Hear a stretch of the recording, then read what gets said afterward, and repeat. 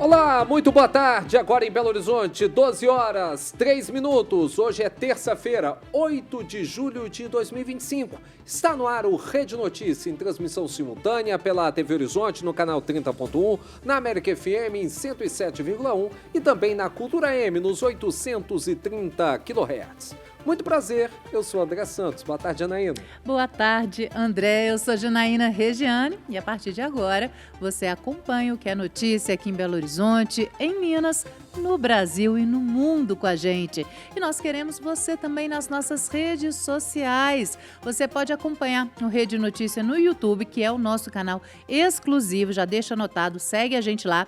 É o Rede Notícia TVH. Já somos mais de 5.000 inscritos. E também faço o convite para seguir a gente no Instagram, @TV Horizonte Oficial e @Rádio América Oficial. E você pode assistir a gente também ao vivo, de onde você estiver, através do YouTube. É só acessar o canal direto da TV Horizonte, no tvhorizonte.oficial. E a gente começa o Rede Notícia desta terça-feira com uma informação que mexeu aí com os bastidores, não só da política, mas também do esporte, aqui em Belo Horizonte. A Vicar, que é a empresa responsável pela organização da Stock Car Brasil, anunciou o cancelamento da etapa de Belo Horizonte da categoria. O evento, previsto originalmente para acontecer no dia 17 de agosto no entorno do Mineirão, será transferido para o Autódromo de Cascavel, no Paraná, para a mesma data. A informação foi divulgada no site da Vicar. No comunicado, a organizadora do campeonato informou que a decisão foi tomada de maneira conjunta entre a empresa e as promotoras locais, a Speed 7 e a ADM Corporate, após análise técnica dos prazos necessários para a montagem completa da infraestrutura do circuito urbano do Complexo do Mineirão. E ainda no comunicado, a Vicar garante que foram analisadas diversas alternativas para reagendamento da etapa aqui em Belo Horizonte, ainda em 2025. No entanto, a complexidade dos calendários, tanto da BRB Stock Car Pro Series, quanto do Estádio Mineirão, que possui uma agenda diversificada de eventos esportivos e culturais, impossibilitou encontrar uma data adequada que atendesse às necessidades técnicas e logísticas de ambas as partes. E para a gente continuar falando sobre esse assunto, a gente vai conversar agora com o Raul Mariano, que está na redação da Rede Catedral de Comunicação. Antes de tudo, boa tarde, Raul.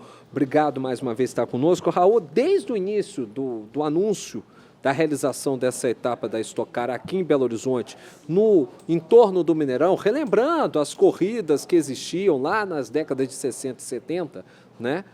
Que a gente teve aí o Toninho da Mata, né, como um grande expoente do automobilismo mineiro, né, nas grandes etapas que existiam de Stock Car ainda no Mineirão.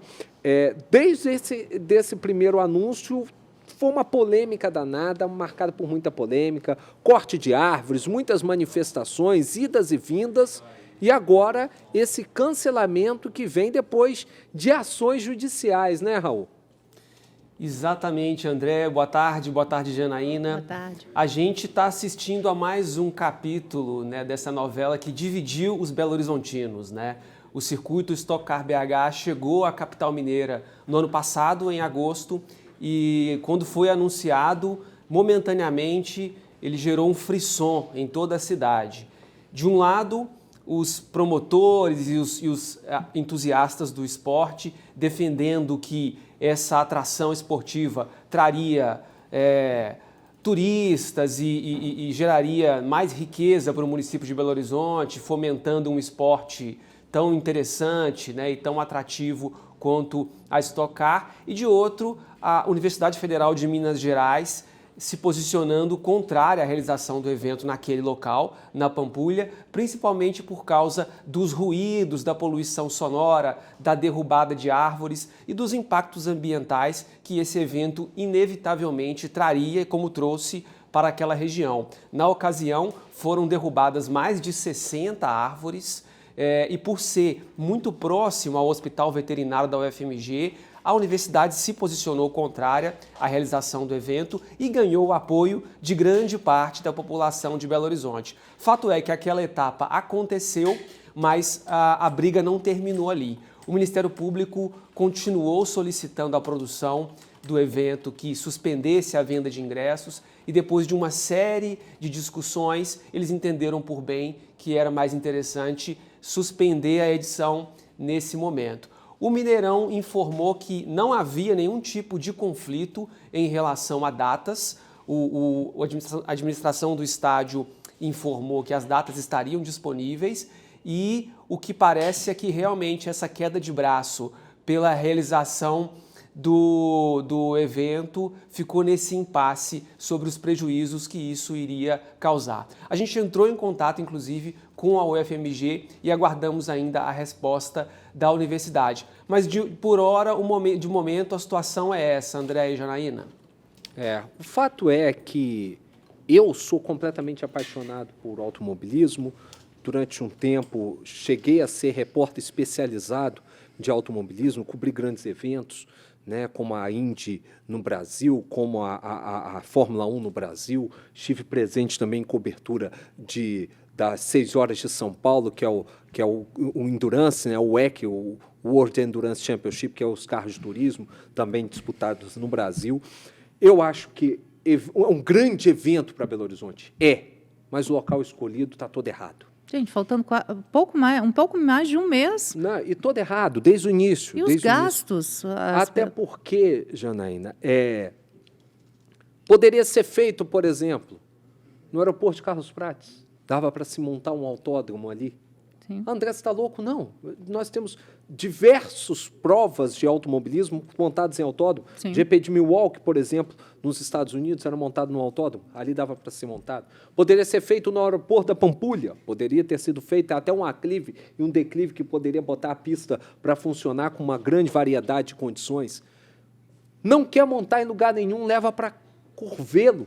O Autódromo dos Cristais está lá pronto, certificado pela Federação Internacional de Motociclismo, que de todas as certificações internacionais de segurança para um autódromo, é a mais exigente de todas. Então está tudo pronto lá. Inclusive já foi sede de etapas da Stock Car Brasil. Fato é que, desde o início, essa história já foi mal contada. Vamos ver como todo esse imbróglio se vai. E aquela história, né? Foram fazer com a barriga. Quem comprou ingresso, né? Quem comprou ingresso, quem planejou vir para Belo Horizonte, imagina o transtorno, né? Provavelmente, pela responsabilidade, eu conheço muito da Vicar, provavelmente esse pessoal vai ser todo ressarcido, não tem dúvida disso. O que perde é que Belo Horizonte perde um grande evento, porque foi pensado para o lugar errado. A Secretaria Municipal de Educação de Belo Horizonte informou que a reposição das aulas nas escolas da rede pública municipal ainda será definida com a categoria dos educadores, mas que já há uma tendência que os recessos escolares e os feriados municipais sejam convertidos em dias letivos para garantir o cumprimento da carga horária prevista em lei. Os alunos do ensino público infantil, eles ficaram 29 dias sem aulas devido à greve dos professores, que foi encerrada na última sexta-feira. Após esse acordo firmado entre a categoria e a prefeitura de reajuste salarial de 2,49% este ano e mais o pagamento das perdas salariais dos anos de 2021 e 2022 no valor de 2,4% no ano que vem. Olha só, gente, presta atenção, mais de 130 bairros da região metropolitana de Belo Horizonte podem ficar sem água hoje. De acordo com a Copasa, o abastecimento pode ser interrompido devido a uma manutenção operacional programada no sistema Várzea das Flores. Os bairros afetados ficam nas cidades de Contagem, Esmeraldas, Betim e Ribeirão das Neves. E, segundo a própria companhia, a previsão é que seja normalizado o abastecimento gradativamente no decorrer da madrugada desta quarta-feira. A Copasa ela destaca ainda que os imóveis que possuem caixas d'água podem não sofrer esses impactos, né, de falta de água. A lista completa dos bairros afetados você pode conferir lá no site tvhorizonte.com.br. Site que está na sua tela, você pode conferir todas as informações com tranquilidade. Olha só, a Polícia Civil instaurou um inquérito para apurar as circunstâncias da morte de uma mulher de 36 anos, ocorrida no final de semana, na região conhecida como Pedra do Elefante, em Andradas, no sul do estado. De acordo com a Polícia Civil, a funcionária pública Daiane Marques integrava um grupo com outros 2 praticantes de rapel quando o acidente, infelizmente, aconteceu. O corpo da funcionária pública caiu de uma altura de aproximadamente 96 metros. A Polícia Civil informou ainda que, devido ao acesso ao local do acidente, peritos da polícia e testemunhas estiveram no ponto da queda para realizar os trabalhos de perícia, como explica a Michele Rocha, que é a delegada responsável pelas investigações. Um inquérito policial foi instaurado para identificar o que teria contribuído para a queda da Daiane e, inclusive, uma nova diligência ao local será realizada amanhã. Nessa diligência vão participar, além dos peritos da Polícia Civil, também integrantes da equipe de salvamento e outras pessoas que estavam no local no momento do ocorrido, para que assim nós possamos ter clareza para compreender como esse triste episódio ocorreu. E a Polícia Civil também está investigando a morte de uma criança de 2 anos após um incêndio em uma casa em Betim, na região metropolitana de Belo Horizonte. A vítima vivia no imóvel com os pais e 3 irmãos. A mãe da criança, de 31 anos, foi socorrida em estado grave pelo SAMU. As outras 2 crianças que estavam na casa foram socorridas sem ferimentos. De acordo com o Corpo de Bombeiros, a corporação foi acionada por vizinhos para o combate às chamas. Ao chegarem no local, já encontraram a mãe, de 31 anos, e as outras 2 crianças já sendo atendidas pelo SAMU. De acordo ainda com os bombeiros, o incêndio teria iniciado por um acidente doméstico em que a criança que morreu teria colocado fogo em um colchão. Que perigo, né, gente? Não pode dar bombeiro com criança Não, e fogo, criança, não, gente. Pode não. Álcool, fósforo, isqueiro perto de criança, jamais. É perigo mesmo, porque os menininhos não têm juízo na cabeça. Não sabe diferenciar o que é certo e o que é errado, e nosso papel como responsável é evitar esse tipo de problema. É questão de segundos, né? É verdade. E a gente sabe que realmente para essa família, só o Espírito Santo mesmo para consolar o coração diante de uma perda tão terrível, uma tragédia dessa em casa. A Polícia Rodoviária Federal apreendeu aproximadamente 400 quilos de maconha durante uma tentativa de fuga de um veículo com queixa de roubo nas proximidades de Betim, na região metropolitana de Belo Horizonte. De acordo com a PRF, a inteligência da corporação indicou que o veículo Land Rover Freelander estaria transportando drogas ilícitas e, ao receber uma ordem de parada, ainda na Fernão Dias, o condutor ignorou a abordagem e fugiu em alta velocidade. Durante a perseguição, o motorista entrou na via expressa, no sentido Contagem, seguindo até o bairro Vila Cristina, onde ele perdeu o controle e colidiu.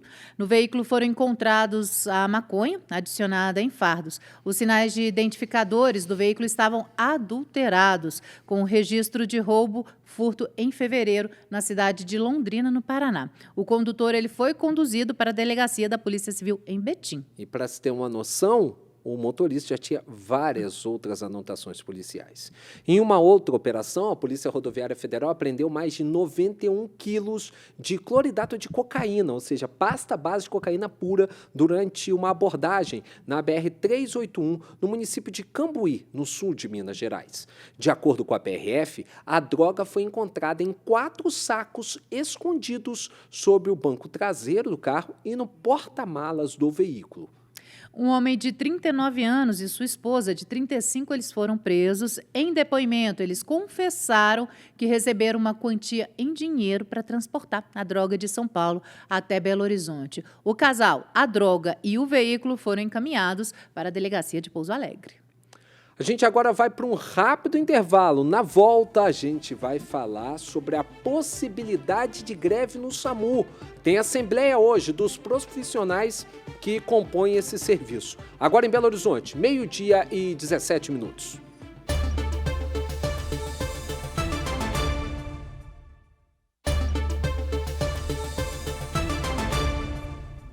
Estamos de volta agora com o Rede Notícia, agora em Belo Horizonte, 12h20. Olha só, gente, um mutirão de serviços gratuitos no Parque Municipal aproxima o cidadão dos direitos. Teve emissão de documentos, vacinação e vários outros serviços. A Erlane Grace acompanhou de perto e traz para a gente. O Parque Municipal Américo René Gianetti, na área central de BH, recebe hoje e amanhã a Maratona da Cidadania, um mutirão de serviços gratuitos para a população. Dentre eles, consultorias jurídicas nas áreas de direito do consumidor, previdenciário, de família e criminal. Estão previstos ainda atendimentos do Cine e do Procon, com orientações profissionais. O cartório eleitoral também participa, ofertando emissão de títulos de eleitor, biometria, certidões e segunda via de documentos. Os moradores poderão também tirar dúvidas sobre programas sociais, acessar atendimentos de saúde, segurança, habitação e ainda fazer denúncias. Mais de 20 órgãos participam da ação. A iniciativa é da Rede Mineira de Ouvidorias, coordenada pela Ouvidoria Geral do Estado e tem como objetivo aproximar o governo da população. A Ouvidora-Geral do Estado, Gabriela Siqueira, detalha a iniciativa. A gente tenta ser uma ferramenta de gestão para o Estado. Então, chega uma série de dados de manifestações, a gente faz o tratamento individual daquele caso, mas o que a gente precisa dentro de uma ouvidoria é pegar problemas individuais e transformar em soluções coletivas.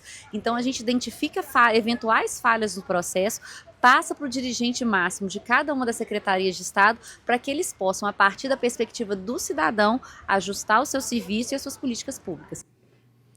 Os profissionais do Serviço de Atendimento Médico de Urgência, o SAMU, vão realizar uma assembleia na tarde de hoje para discutir a possibilidade de realização de uma greve da categoria, que pode atingir todo o serviço no Estado.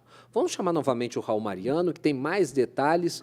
O Raul, infelizmente, a tendência é que realmente essa greve aconteça, né? Exatamente, André.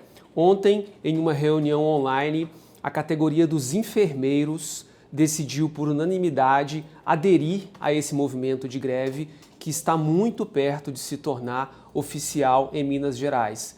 Hoje, o SAMU, o Serviço de Atendimento de Emergência, atende mais de 90% dos municípios mineiros e o grande problema apontado pelos motoristas socorristas e pelos profissionais de enfermagem é o problema financeiro, ou seja, existe um atraso no repasse desses recursos, então a categoria tem que lidar com defasagem salarial e uma série de dificuldades que têm sido causadas justamente por essa dificuldade nos repasses. Hoje, o financiamento do serviço do SAMU ele é tripartite, ou seja, ele é dividido entre a União, que arca com 50% dos custos, e o Estado de Minas Gerais e os municípios, cada um com aproximadamente 25%.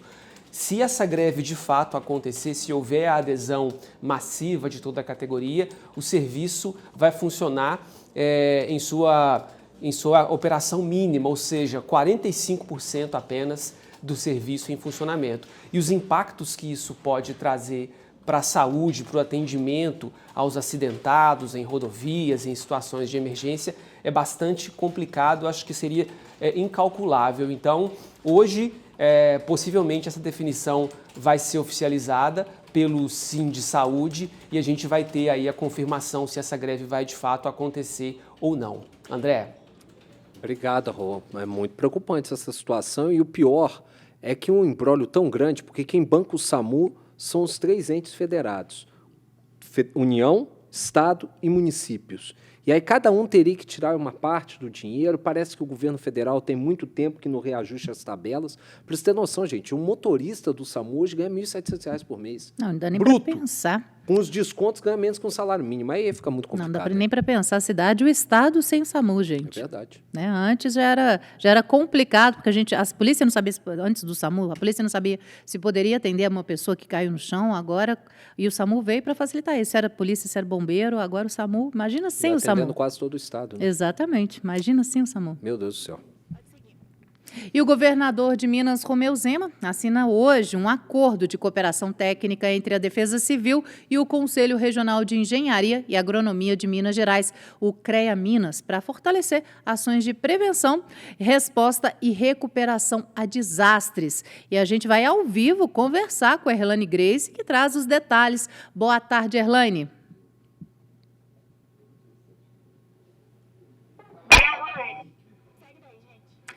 A gente vai tentar restabelecer o contato com a Erlane, que vai trazer daqui a pouquinho, né, os detalhes sobre essa operação.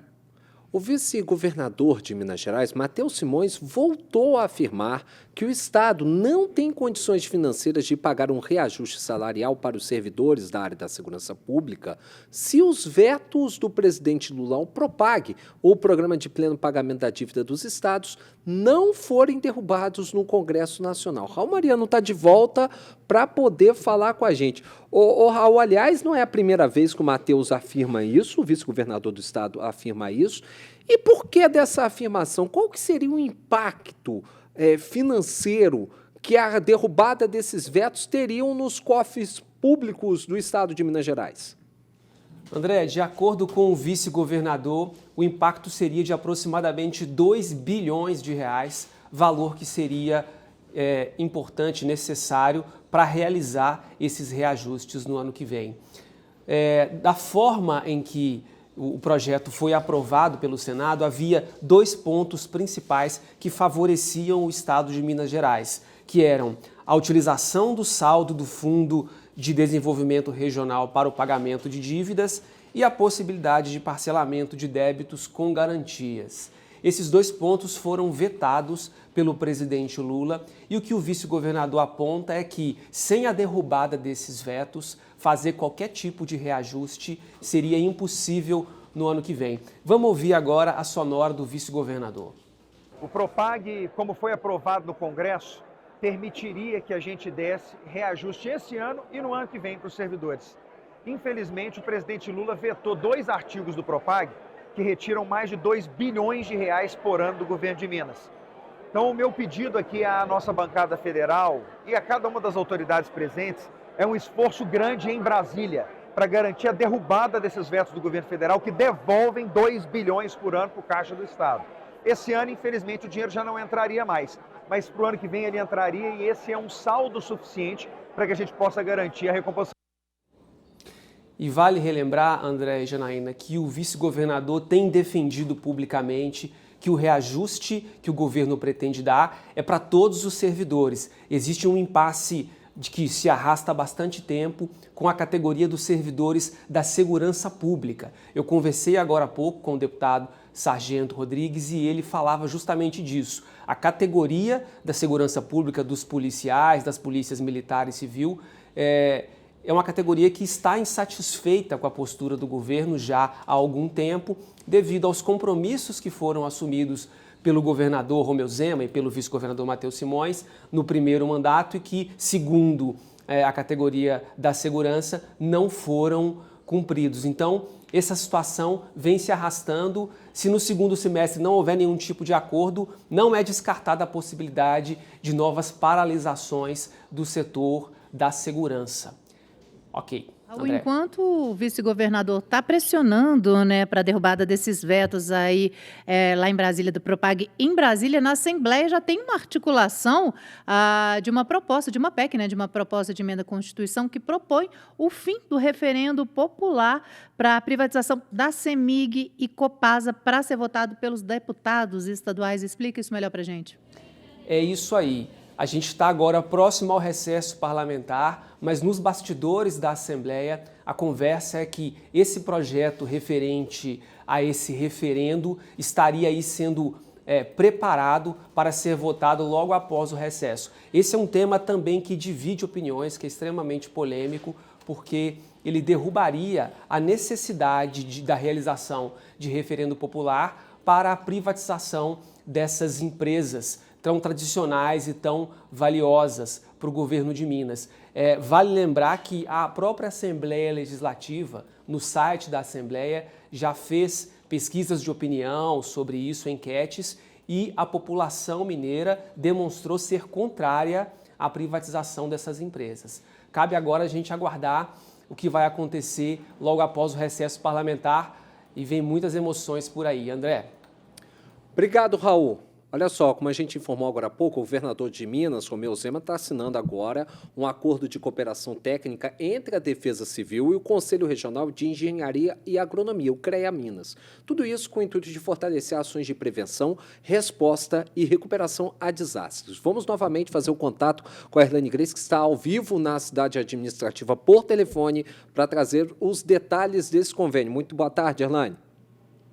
Muito boa tarde, André, Janaína e a todos que nos acompanham no Rede Notícia. O governo de Minas assinou, agora há pouco, um acordo de cooperação com o Conselho Regional de Engenharia e Agronomia de Minas Gerais, no intuito de reforçar a atuação da Defesa Civil.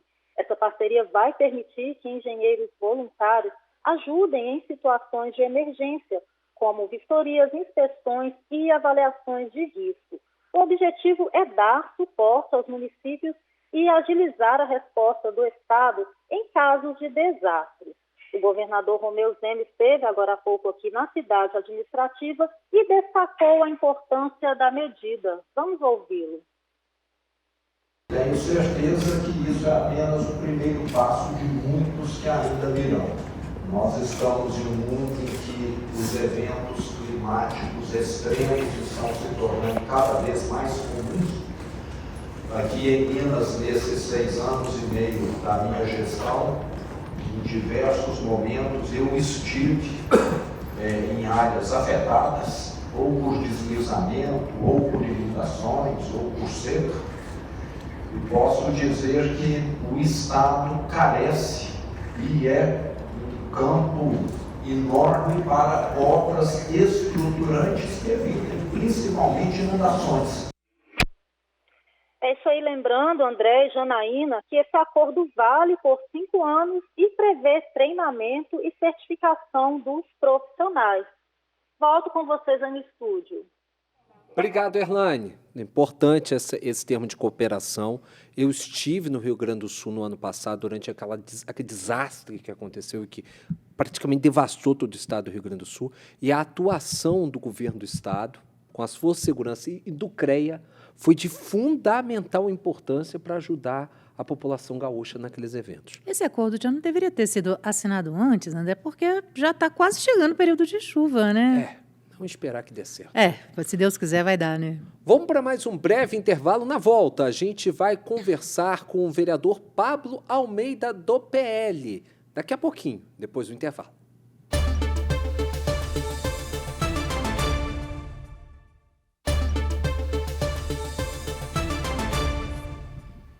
Estamos de volta com a Rede Notícia, agora em Belo Horizonte, 12h36. A gente vai bater um papo com o vereador de Belo Horizonte, Pablo Almeida, do PL.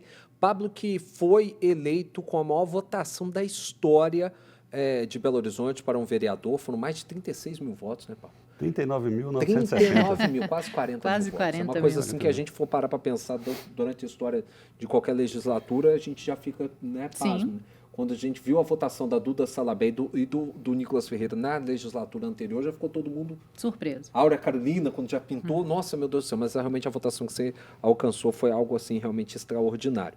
E aí eu quero lhe fazer uma pergunta justamente baseada nesse ponto. Como é que foi para um vereador de primeiro mandato chegar à Câmara com essa votação expressiva? É claro que você tinha uma preponderância, você sempre trabalhou ao lado do Nicolas, você tinha uma aproximação muito grande com ele.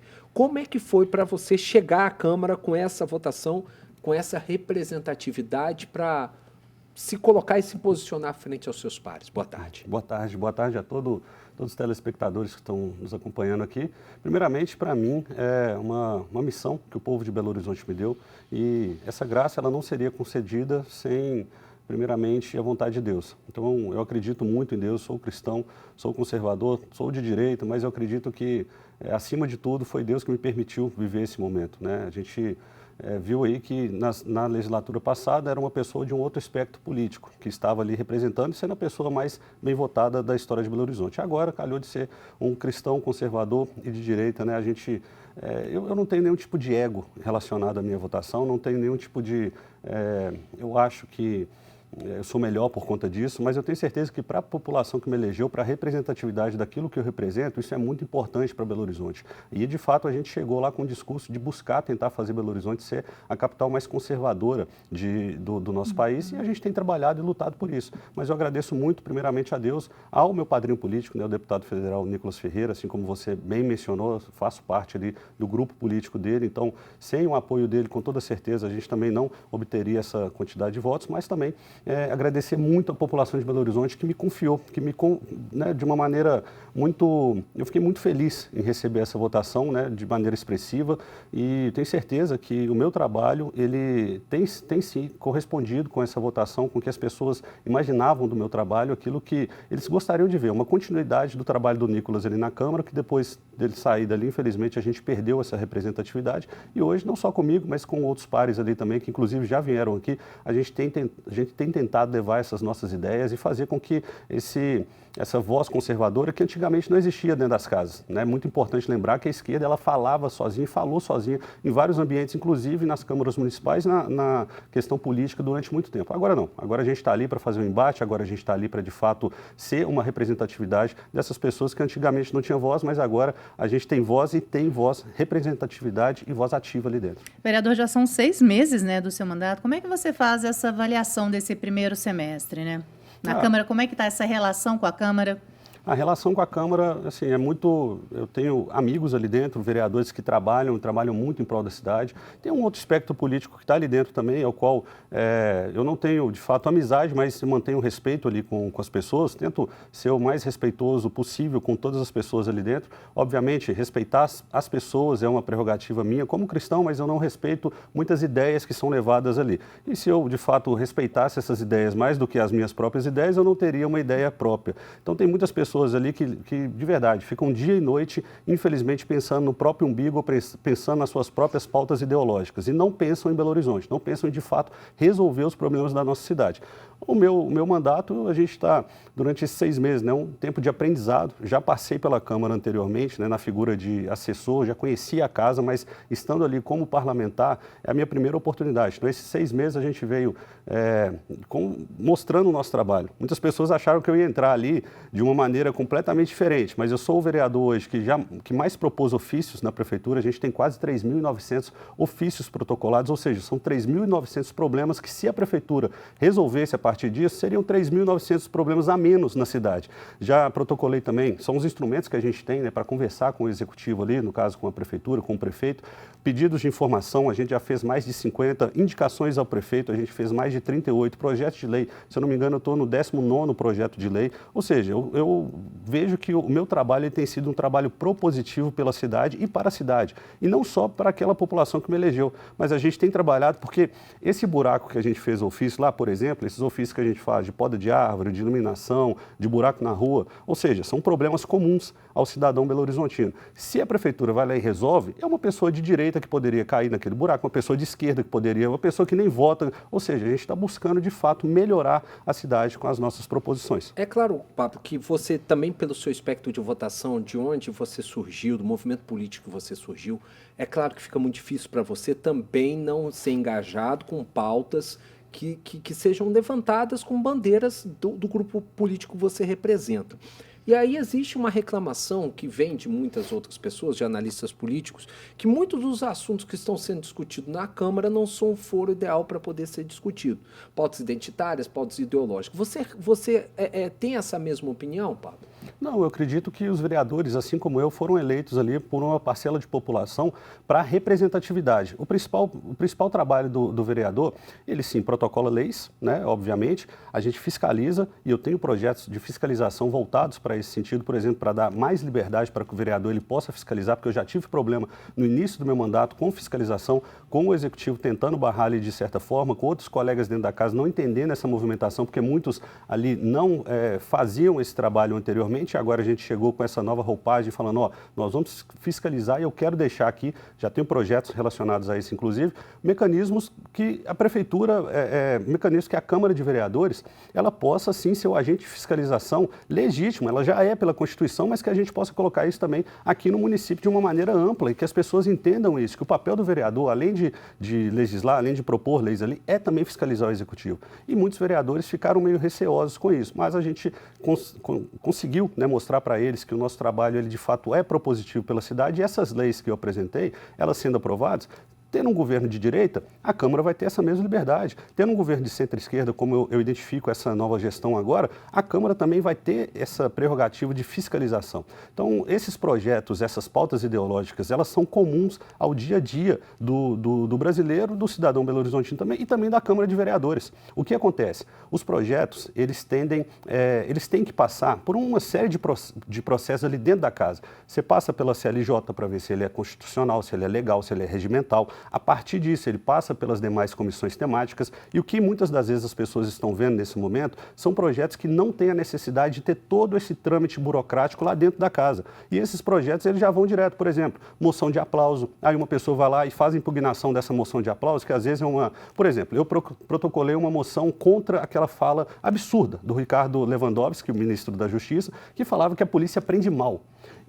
Eu passei essa moção passou, mas se alguém da esquerda impugnasse, isso já ia direto para o plenário. E o plenário votava se a Câmara de Vereadores quer falar sobre isso ou não quer falar sobre isso. Quer mandar uma impugnação, uma moção de apoio, uma moção de impugnação relacionado a isso ou não. Então, esses projetos são os projetos que passam mais rápido ali, dia de não sei o quê, igual eu aprovei, por exemplo, o dia do atirador desportivo ali na casa.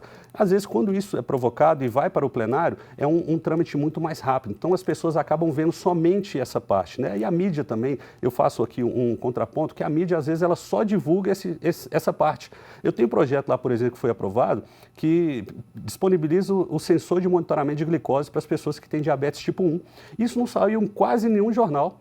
Mas quando eu falei do meu projeto do carnaval, que cria uma classificação indicativa para que crianças não participem de carnaval ou de parada LGBT, que tenham conteúdo ali que vai expor elas à nudez, que vai expor elas a coisas inapropriadas, toda a mídia fala, todo mundo fala. Ou seja, a gente tem sim aprovado bons projetos ali na casa, a gente sim tem dado andamento a boas pautas ali que são referentes aos assuntos pertinentes da sociedade, mas às vezes não tem essa ampla divulgação que a gente gostaria de ver nesses assuntos polêmicos, né, por assim dizer. Vamos para o intervalo rapidinho. Na volta eu quero voltar falando sobre esse projeto Carnaval e também sobre o posicionamento seu e do PL em relação ao governo do Álvaro Damião, já que vocês são o partido do candidato derrotado nas últimas eleições pela chapa Fuad Damião. Pode ser? Perfeito. Vamos para o intervalo. Na volta a gente continua essa conversa com o vereador Pablo Almeida, do PL.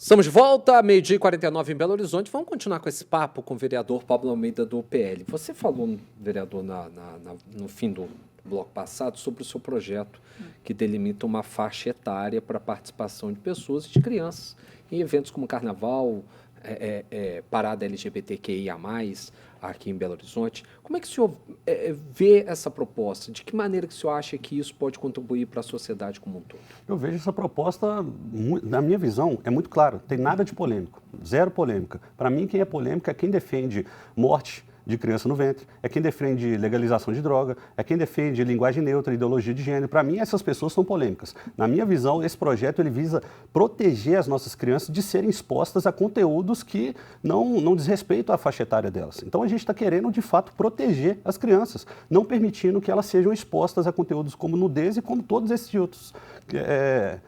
esses outros que eu mencionei aqui agora. A gente não quer que as nossas crianças aprendam esse tipo de coisa. Saiu na Gazeta do Povo uma reportagem falando que as crianças, quando elas são expostas a esse tipo de conteúdo, elas podem ter sexualização precoce, elas podem sofrer abusos de uma maneira muito mais abrupta, elas podem ser mais incentivadas a consumir pornografia, elas podem ter até uma questão de autodeterminação do seu próprio corpo completamente relativizada. ou seja, só traz prejuízo deixar as crianças frequentarem lugares iguais a esse. Então, o que a gente quer? A gente quer que as nossas crianças sejam, de fato, protegidas aqui na nossa cidade. Na minha visão, é um projeto tranquilo, um projeto simples, porque a gente visa, de fato, proteger as crianças. Vereador, mas na prática, como é que seria feita esse projeto? Né? Como é que as crianças elas seriam proibidas de frequentar essas manifestações? Vou puxar uma outra vírgula dessa pergunta também. Lá, durante o período que o presidente Jair Bolsonaro era presidente da República, muito se falou sobre a educação. Quando se falava de discutir educação à distância, se defendia que os pais tinham o livre direito de determinar aquilo que eles acham melhor ou pior para os seus filhos. Você não acha que aí seria uma interferência direta nessa função dos seus pais? Então, a gente vai ter que parar de fazer filme com classificação indicativa. A gente vai ter que parar de fazer peça de teatro com classificação indicativa. Ou seja, se existe a classificação indicativa, é para que ela seja cumprida porque pessoas sem noção ou desavisadas, vou deixar aqui claro que pode ser isso também, às vezes vão frequentar ali, às vezes uma pessoa quer frequentar um carnaval, eu vou lá curtir o carnaval, só que não está esperando aquele tipo de ambiente ali. Vou frequentar determinado lugar, só que não está esperando. O que a gente prevê? A gente prevê que seja realizada uma classificação indicativa. Vai ter, a criança quer frequentar um bloco de carnaval, eu não sou contra a criança ir no bloco de carnaval, mas ela vai num bloco de carnaval que tem uma classificação indicativa que seja responsável ali, que não seja agressivo aquilo que ela vai... Porque uma criança, quando ela está ali sendo de 6, 7 anos de idade, ela ainda está se formando, ela pode pressupor que aquilo dali é normal. Ela pode pressupor que uma pessoa fazendo sexo na rua é normal. Ela pode pressupor que exposição à nudez, e como eu já disse, esses dados aqui dessa entrevista da Gazeta do Povo, pode ser que aquilo dali vai determinar todo o futuro dessa criança. E a gente não quer isso. A gente não quer que esse tipo de evento seja utilizado como uma arma até ideológica para trabalhar na mente das nossas crianças. O que a gente quer, de fato, é que as crianças sejam respeitadas. Então, deixem as nossas crianças em paz. Você representa o PL. Você é um parlamentar do PL. O PL foi o partido do Bruno Engler derrotado nas eleições do ano passado pela chapa Fuad Álvaro Damião. Com a morte do Fuad, o Damião assumiu a prefeitura de Belo Horizonte. É de um partido até que teria alguma proximidade ideológica com o PL, União Brasil, mas o senhor mesmo classifica esse governo de um governo de centro-esquerda. Desde o início, o PL se colocou mesmo à oposição. É essa mesma postura do seu partido frente à prefeitura e o mandato hoje do Álvaro Damião? Sim, o PL é uma bancada de oposição, mas a gente não é oposição por oposição. Não quer dizer que se a prefeitura encaminhar um projeto que seja bom para Belo Horizonte, que a gente vai votar contra só por ser oposição. Não, nós somos uma bancada independente. E nós pensamos Belo Horizonte dia e noite. A gente quer, de fato, ver o desenvolvimento sustentável da nossa cidade, a gente quer ver uma segurança que seja melhor, a gente quer ver toda essa situação que a gente vê hoje na nossa cidade, que é uma cidade feia, uma cidade que infelizmente está feia, que infelizmente está suja, que infelizmente está largada às traças. E a gente não quer, porque a gente sabe do potencial que a nossa cidade do potencial turístico, das pessoas que vivem que convivem aqui na nossa cidade. A gente infelizmente vê que Belo Horizonte deixou de ser uma cidade de destino e virou somente uma cidade de passagem. As pessoas só vêm em Belo Horizonte para passar no aeroporto de Confins e ir embora. Infelizmente a gente não tem uma atração, um turismo, mais uma vez, porque a cidade ela está simplesmente largada às traças. Hoje, Belo Horizonte, com essa atual gestão, o que eu não posso reclamar, que não tem falta de diálogo. A gente consegue acessar a prefeitura, o que não acontecia anteriormente. Mas ter as nossas propostas avançadas, aí outros 500. Ter os nossos projetos andando e caminhando e a gente, na maneira que a gente pensa Belo Horizonte, fluindo mais, aí já é outra coisa. Mas o acesso a gente até tem, a conversa. Mas a resolutividade, em muitos casos, infelizmente, a gente não está conseguindo. Infelizmente, essa gestão agora entregou, e a gente deixa isso muito claro, a educação, a cultura e o social nas mãos da esquerda. E a gente sabe que onde a esquerda pisa, não cresce mais grama. Infelizmente, eu não estou vendo futuro nessas áreas, que são áreas de carência, assim, de uma maneira extrema da nossa cidade. Infelizmente, como está entregue nas mãos dessas pessoas, que não foram indicações técnicas, mas indicações completamente partidárias, eu não vejo futuro nesse sentido. Agora, em contrapartida, Secretaria de Segurança, por exemplo, a gente tem uma pessoa muito responsável lá.